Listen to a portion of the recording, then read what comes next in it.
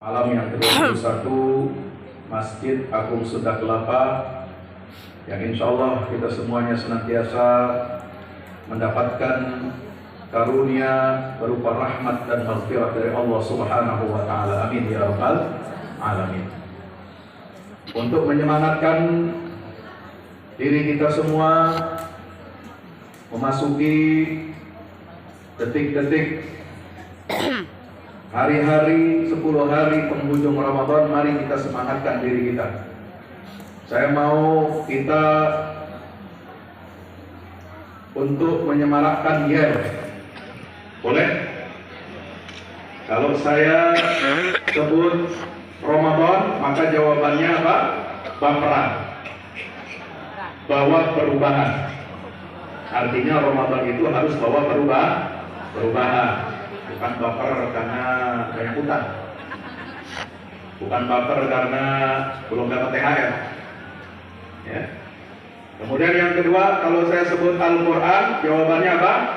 Pedoman. Siap? Ramadan, baperan. Al-Quran, pedoman. Insya Allah. Hadirin dengan Allah Subhanahu Wa Taala. Di dalam Al-Quran surat yang ke-21, karena malam ini malam ke-21. Surat ke-21 surat apa? Al-Anbiya. Di ayat yang ke-10 dan ayat ke-50 Allah menyatakan, menegaskan satu fakta yang harus kita yakini. Apa fakta tersebut? Yaitu firman Allah, laqad anzalna ilaikum kitaban fihi dzikrukum afala ta'qilun. Demi Allah, demi Zat yang menciptakan seluruh alam semesta ini, yang menciptakan seluruh jagat raya, yang menciptakan semua rizki untuk seluruh makhluknya, sungguh kami telah turunkan untuk kalian sebuah kitab yang di dalamnya terdapat kemuliaan untuk kalian semua. Kitab yang apa? Di dalamnya memuat kemuliaan buat kita. Maka di ayat yang ke-50 Allah Ta'ala menyatakan, wa hadza dzikrun mubarakun anzalna. Inilah kitab yang penuh dengan kemuliaan, dzikrun mubarakun, mulia dan diberkahi oleh Allah. Itulah Al-Quran. Anzalnahu, yang kami telah turunkan. Apa antum lahu mungkirun? Maka dapatkah kalian mengingkarinya? Ini sebuah keyakinan yang harus kita pegang sampai mati. Inilah harga mati bagi seorang muslim. Harga mati yang tidak bisa ditawar-tawar. Bahwa kalau kita ingin hidup mulia di atas muka bumi ini, kalau umat Islam ini ingin mendapatkan kemuliaan hidupnya, maka tidak lain dan tidak bukan adalah dengan berpegang teguh kepada petunjuk-petunjuk Al-Quran. Siapa yang berpegang teguh kepada Al-Quran, maka dia pasti akan dimuliakan oleh Allah Ta'ala. Kenapa? Karena seluruh objek yang berkaitan dengan Al-Quran jadi mulia dan paling mulia. Malaikat Jibril yang bawa Al-Quran, tahu? Kenal nggak? Nggak kenal. Belum kenal. Yang turun pingsan ketemu malaikat. Tiap malam Lailatul Qadar menyapa hati orang-orang yang beriman, yang mengharapkan ridha Allah. Sebagaimana disebutkan, tanazzalul malaikatu war-ruhu fiha bi'izni rabbihim min kulli amrin salam hiya hatta matla'il fajr. Malaikat yang membawa kitab Al-Quran ini turun dari Lauhul Mahfuz. Dialah Ar-Ruhul Amin, malaikat yang paling dipercaya, yang paling mulia di sisi Allah. Kenapa dia mulia? Karena malaikat Jibril ini turun membawa Al-Quran. Nabi yang paling mulia, Sayyidul Awwalin wal Akhirin, yaitu Nabi kita Muhammad SAW, menjadi rasul yang paling mulia, menjadi pemimpin seluruh nabi dan rasul. Kenapa? Karena dia ditugaskan oleh Allah Ta'ala untuk membawa dan menyebarluaskan risalah Al-Qur'an. Bulan yang dipilih oleh Allah untuk menjadi waktu turunnya Al-Qur'an, maka bulan itu dimuliakan oleh Allah sebagaimana Allah Ta'ala nyatakan syahrul Ramadan alladzi unzila fihi Qur'an. Bulan Ramadan adalah bulan di mana diturunkan Al-Qur'an itu, kata Allah Ta'ala. Maka karena nikmat turunnya Al-Qur'an di bulan Ramadan ini, saudaraku yang dirahmati Allah Ta'ala, kita diwajibkan berpuasa sebulan penuh. Jadi kita puasa di bulan Ramadan ini dalam rangka apa? Untuk merayakan, untuk memuliakan, untuk mengagungkan Al-Qur'an. Sebab kalau kita umat yang mengagungkan dan memuliakan petunjuk Al-Qur'an menjadi panglima dalam kehidupan kita, maka kita akan menjadi umat yang terbaik di atas muka bumi. Kuntum khaira ummatin ukhrijat linnas.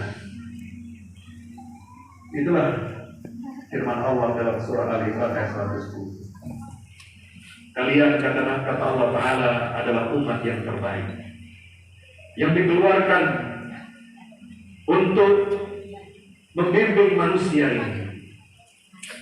Sebaik-baik umat adalah umat Rasulullah SAW. Sebaik-baik umat adalah umat yang memikul risalah Al-Quran. Semulia-mulianya umat adalah umat yang memikul dakwah Al-Quran ke seluruh dunia. Dan itu hanya bisa diraih oleh umat Islam yang berkomitmen untuk menjalankan dan mematuhi perintah-perintah Allah, aturan-aturan Allah di dalam Al-Quran. Maka kalau kita ingin mendapatkan kehidupan yang mulia, pegang teguhlah ajaran Al-Quran ini. Hadirin rahmati Allah. Bagaimana caranya kita menjadi mulia dengan Al-Quran? Bukan hanya slogan, bukan hanya yel, bukan hanya semangat modal kita menjadi mulia dengan Al-Quran, tetapi harus diwujudkan dengan metode yang tepat, dengan cara yang benar sebagaimana yang dituntunkan dalam Al-Quran dan Sunnah Nabi kita Muhammad Sallallahu Alaihi Wasallam. Yang pertama adalah dengan apa? Dengan melalui lembaga-lembaga pendidikan. Pendidikan kita dari tingkat dasar bahkan preschool sebelum sekolah. Kalau di dunia Arab, di Mesir, dulu tempat saya belajar, preschoolnya itu adalah kuntab, jamaknya katatib, tempat anak kecil mengaji Al-Quran, belajar baca huruf Al-Quran, belajar menulis Al-Quran. Mereka menulis di atas kayu-kayu, di atas batu-batu, sebagaimana zaman dahulu Nabi SAW contohkan kepada para sahabatnya ridwanullah alaihim ajmain. Mereka belajar Al-Quran dari sejak kecil. Maka lembaga pendidikan ini sangat penting, dari tingkat dasar, menengah sampai tinggi, sehingga melahirkan sarjana-sarjana. Mereka boleh ahli spesialisasi dalam ilmu apa saja, ilmu dunia atau ilmu agama, tetapi semuanya memiliki bekal pendidikan dasar yang namanya Al-Quran. Dan sarjana-sarjana, apakah itu sarjana teknik, sarjana ekonomi, sarjana sosial, ilmu politik, ilmu pemerintahan, ilmu sejarah, ilmu bahasa, teknik, sarjana sains, semuanya. Kalau dia belajar di Universitas Al-Azhar, pasti mereka adalah orang-orang yang hafal Al-Quran. Quran sudah menjadi darah dan daging di dalam tubuh. Inilah yang melahirkan peradaban Islam yang jaya selama berabad-abad, menjadi makmur, menjadi mulia. Dan dengan mulianya umat Islam di atas muka bumi ini, menjadi pionir-pionir dalam ilmu pengetahuan sains dan ilmu bahasa, ilmu sejarah, ilmu pendidikan, ilmu geografi, maka peradaban Islam ini menjadi guru bagi seluruh peradaban-peradaban dunia yang lain, dan membawa dunia ini menjadi apa? Menjadi rahmatan lil alamin. Itulah wujud hasil daripada produk lembaga pendidikan Al-Quran. Maka panduannya itu ada di dalam surah Al-Isra. Surat Al-Isra ini Bapak Ibu rahmati Allah sedikit kami ingin singgung. Ya, waktunya sampai jam 8. Ini nggak gampang ini meringkas. Di pelajaran bisa 4 SKS kalau di perkuliahan.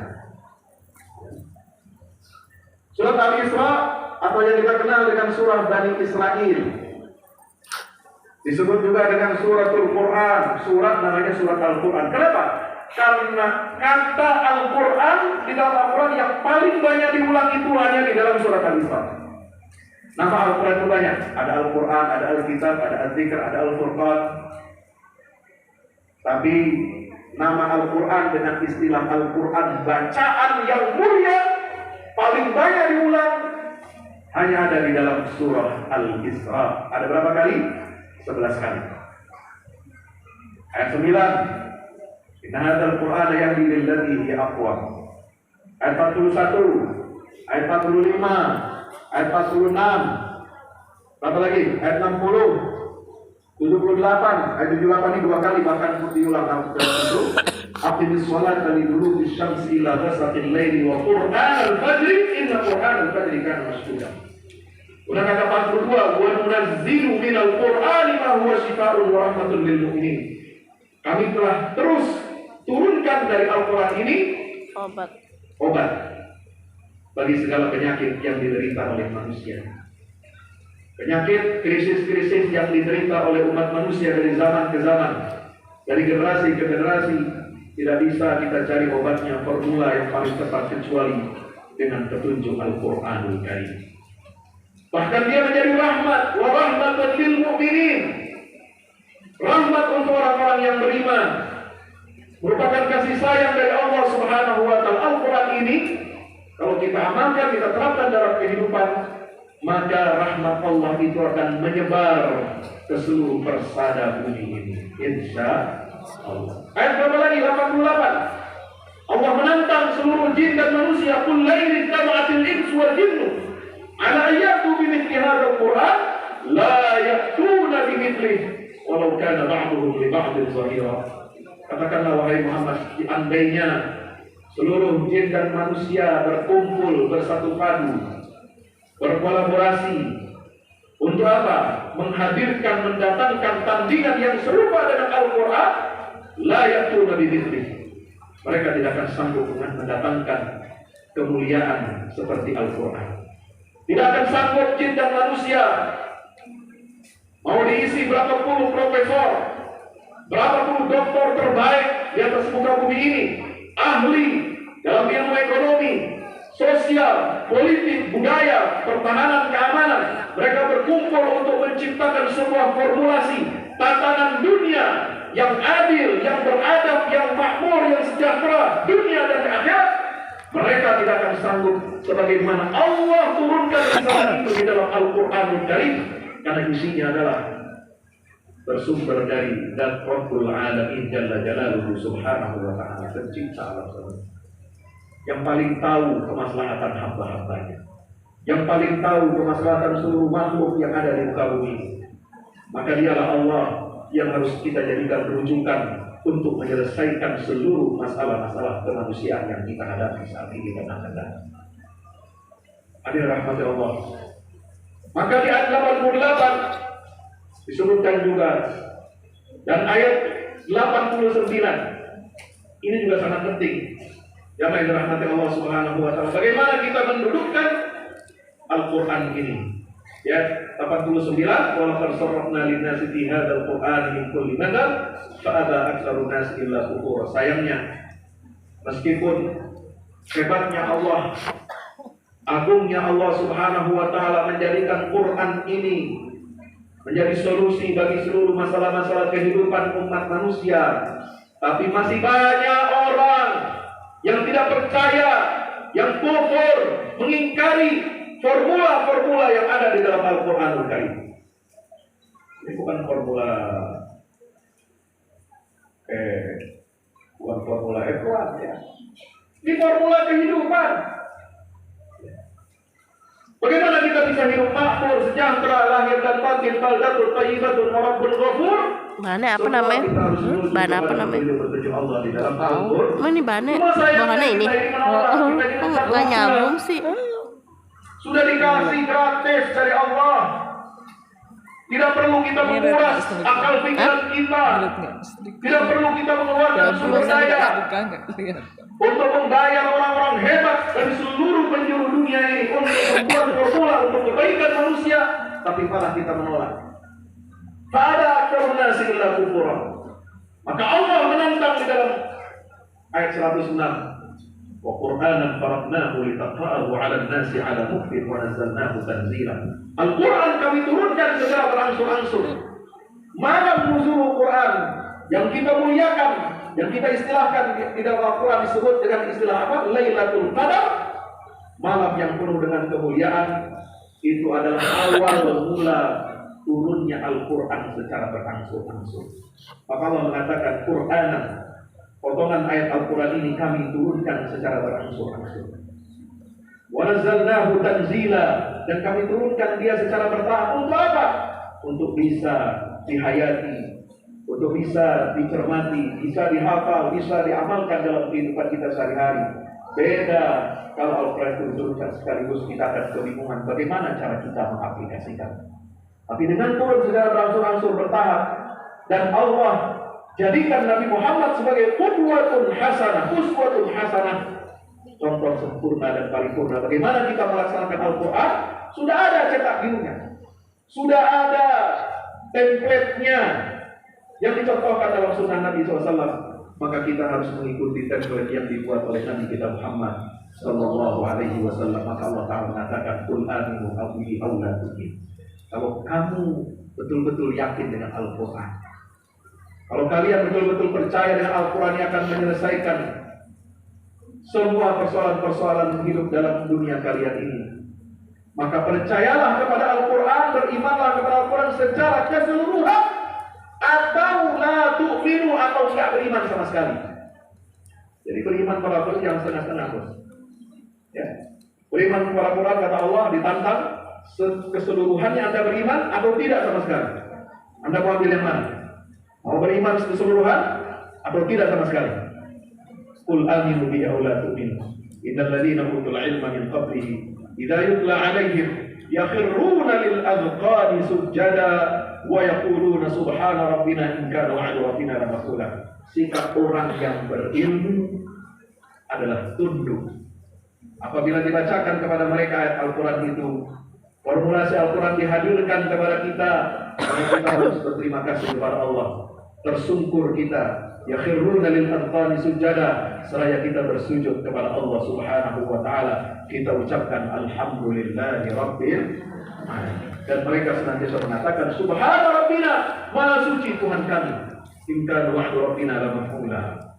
Karena apa? Janji Allah pasti ditepati. Apa janji Allah? Siapa yang melaksanakan petunjuk Al-Quran, pasti dia akan hidup mulia di dunia dan di akhirat. Maka di akhir surat Al-Isra Allah mengatakan, wa qulil hamdulillahilladzi lam yattakhidh walada wa lam yakul lahu syarikun fil mulk wa lam yakul lahu waliyyun minadh dhulli wa kabbirhu takbira. Alhamdulillah, la ilaha illallah, Allahu Akbar. Indah sekali surat Al-Isra, diawali dengan subhanallah, subhanalladzi asra bi'abdihi, dan ditutup dengan ayat alhamdulillah, la ilaha illallah, Allahu Akbar. Takbir, Allahu Akbar, Allahu Akbar, Allahu Akbar, walillahil hamd. Mudah-mudahan tausiah singkat kita malam hari ini bermanfaat, dapat menyadarkan kepada kita pentingnya kita kembali kepada Al-Quran agar kita merengkuh kemuliaan hidup baik di dunia maupun di akhirat. Aku qouli hadza astaghfirullahi wa lakum. Wassalamualaikum warahmatullahi wabarakatuh. Waalaikumsalam warahmatullahi wabarakatuh.